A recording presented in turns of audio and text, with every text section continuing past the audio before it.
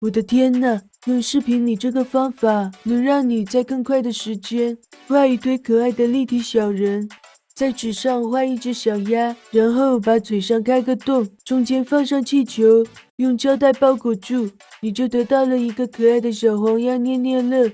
这是非常神奇的2个字，只要你把它倒过来看，就会发现它变成了2个新字。哇，这也太好玩了吧！我也要来试一下，看看这些方法是真的好用吗？哦，对了，听说长按视频下方的点赞按钮就有可能出现新特效，你们可以试一下。下面我们开始第一个挑战，用视频的方法画立体小人。准备一张白纸，一些彩色画笔，先用画笔在纸上点出很多彩色的小点点，可以随意的点，你想点什么颜色就点什么颜色。这个就是他们的身体。点好之后，再用黑色的笔在上面点一个小点点，这个是他们的头。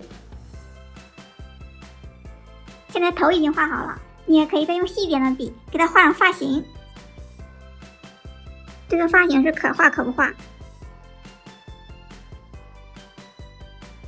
发型画好之后，再来画上胳膊和腿，可以画出各种动作。画好之后，再准备一根铅笔，给它刮下来一点粉末，然后用棉签蘸一下，在小人的下面画上影子。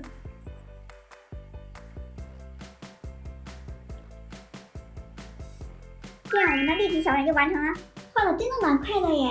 我数一下啊，画了47个小人，只用了27分钟，而且画的还挺好看的。看来这个方法真的不错。接下来挑战用胶带和气球做个小鸭子捏捏乐。先准备一张纸，对折一下，在上面画出小鸭子的轮廓。画好之后，再来给它涂上颜色。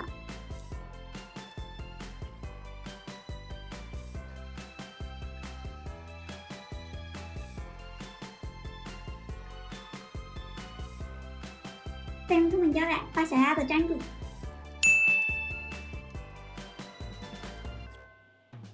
然后把小鸭子沿着轮廓剪下来，这里要做2只，另外一只是镜像的。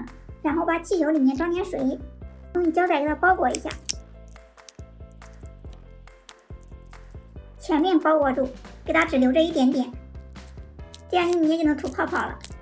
然后把这2个小鸭子放在一起，把底部粘住，粘好之后就是这样的。然后把这个气球放进去，没有包裹的地方对准这个鸭子的嘴，然后用胶带给它封住。现在这样就做好了，是不是还挺可爱的？捏一捏，哇，像吐泡泡一样，好可爱呀！感觉捏的都停不下来了。接下来最后一个神奇的字体，把这2个字倒过来就能变成一个新字，试一下啊！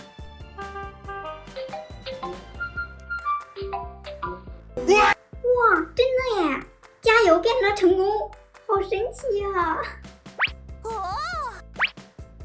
我还给大家找了另外2个字，大家看看倒过来会变成什么字？